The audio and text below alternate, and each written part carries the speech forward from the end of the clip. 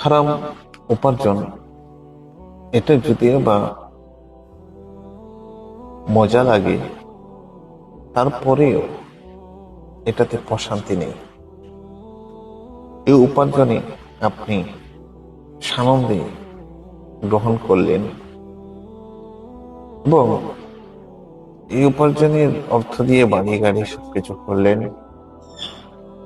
কিন্তু আপনার বিবেককে যদি আপনি একটু নাড়া দেন, দেখবেন আপনার বিবেক আপনাকে সতর্ক করবে যে উপার্জন সঠিক হয়নি।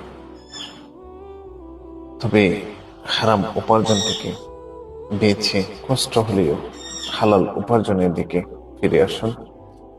হালাল উপার্জনে আপনাকে অনুতপ্ত হতে হবে না, পরকালের শাস্তির মুখে পড়তে হবে না।